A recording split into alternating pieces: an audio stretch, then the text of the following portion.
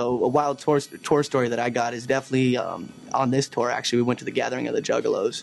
Man, I'd never seen anything like it, bro. Like, they had this girl on stage named Jenny Jizz up there just taking loads from dudes in the crowd.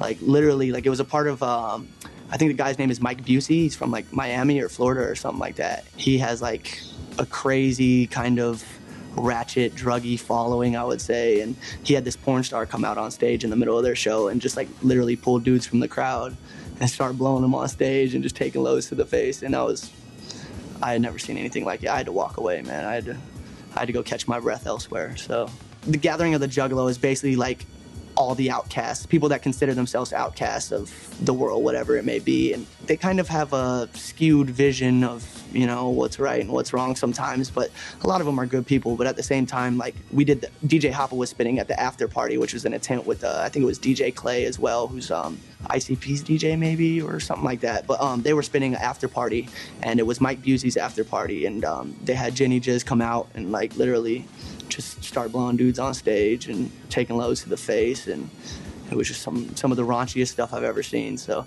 and the Juggalos seemed to enjoy it. Actually, there was dudes in the crowd just getting turned on by it. As Jenny Jizz was on stage hooking dudes up, I just noticed in the crowd that dudes started touching themselves and pulling their dick out of their pants and going to town. So, wow was right. Yeah, I never seen anything like it, man. I was pretty shocked by that. So that was my first time at the gathering of the Juggalos. So that's definitely probably the craziest story off top. We had to put him like idiots. He had a scene where he had to like drive up and down the block. So he in like a Benz, and homie he doesn't even drive.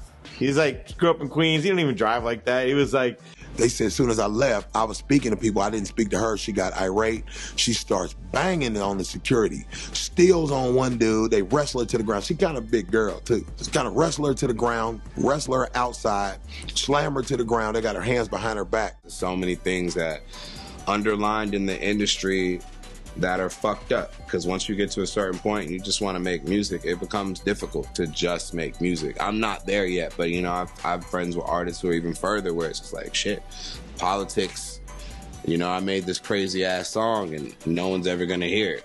And Pep had liked it and said that he wanted to use it. And then the Souls of Mischief had this rule that if they wanted to use something, that they got priority, right? And I guess he happened to play it for them at the studio, and they were like, oh no, we gotta use that.